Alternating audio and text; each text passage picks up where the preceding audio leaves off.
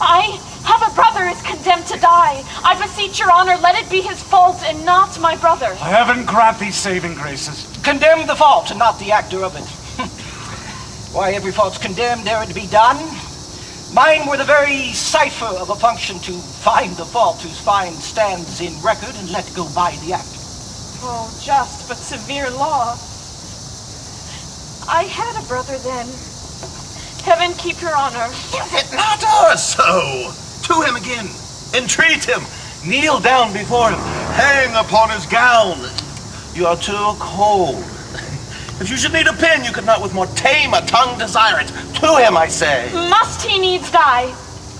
Maiden, no remedy. Yes, I think that you might do it, and neither heaven nor man grieve at the mercy. I will not do it. But can you if you would? Look, what I will not, that I cannot do. But might you do it, and do the world no wrong, if so your heart were touched with that remorse as mine is to him? He's sentenced, 'tis too late.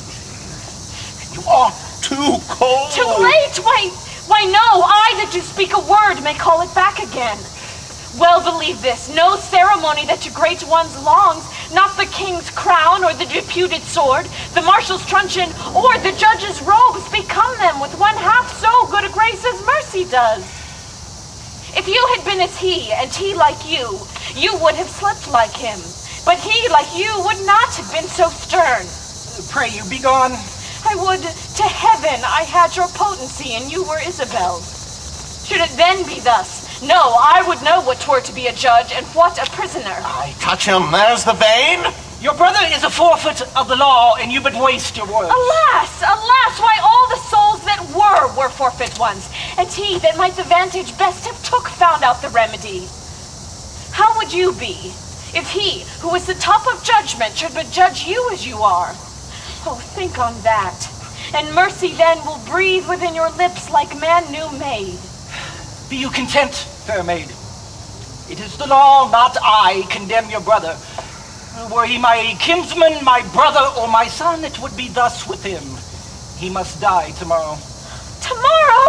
Oh, that's sudden. Spare him. He is not prepared for death. Even for our kitchens we do kill the fowl of season. Should we serve heaven with less respect than we do minister to our gross selves? Good, my lord, bethink you. Who is it that hath died for this offense? There's many that have committed it. Aye, that's well said. The law hath not been dead, though it hath slept. Those many had dared not to do that evil if the first that did the edict infringe had answered for his deed. Now 'tis awake. Takes note of what is done. Yet show some pity. I show it most when I show justice. For then I pity those I do not know, which a dismissed offense would after gall, and do him right, that answering one foul wrong lives not to act another. Be satisfied. Your brother dies tomorrow, be content. So you must be the first that gives this sentence, and he that suffers. Oh, it is excellent to have a giant's strength, but it is tyrannous to use it like a giant. That's well said. Could great men thunder as Jove himself does, then Jove would ne'er be quiet. For every pelting petty officer would use his heaven for thunder, nothing but thunder. But man, proud man, dressed in a little brief authority, most ignorant of what he is most assured, his glassy essence, like an angry ape, plays such fantastic tricks before high heaven as to make the angels weep. To him, when she's coming, he will relent. I perceive it. Oh, pray heaven she win him. We cannot weigh our brother with ourselves. Great men may jest with saints, 'tis wit in them, but in the less foul profanation. Art in the right, girl. More of that. Why do you put these sayings on me? Because authority, though it err like others, hath yet a kind of medicine in itself that skins the vice o' the top. Go to your bosom, knock there, and ask your heart what it doth know that's like my brother's fault. If it confess a natural guiltiness such as is his, let it not send a thought upon my tongue against my brother's life. She speaks, and 'tis such sense that my sense breathes with it. Fare you well. Good, my lord, turn back. I will bethink me. Come back tomorrow. Hark how I will bribe you, good my lord, turn. How bribe me? I, with such prayers as heaven shall share with you. You have marred all else. Not with the fond shekels of tested gold, or stones whose rates are either rich or poor as fancy values them, but with true prayers that shall be up at heaven and enter there ere sunrise. Prayers from preserved souls, from fasting maids whose minds are dedicate to nothing temporal. Well, come to me tomorrow. Tis well. Away.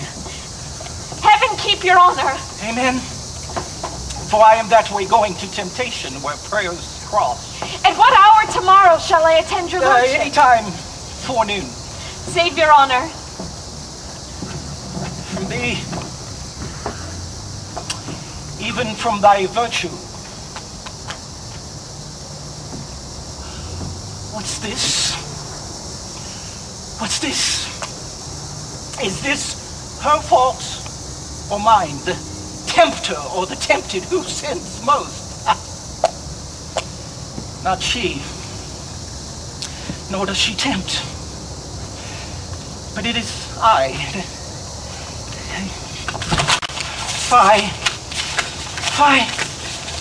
Fie, what dost thou, or what art thou, Angelo? Dost thou desire her foully for those things that make her good? Oh, let her brother live. What? Do I love her? That I desire to hear her speak again and feast upon her eyes. What is't I dream on? Oh, cunning enemy, that to catch a saint with saints dost bait thy hook. Most dangerous is that temptation that goads us on to sin in loving virtue. Never could the strumpet with all her double vigor, art, and nature once stir my temper. But this virtuous maid subdues me quite. Ever till now, when men were fond, I smiled and wondered how.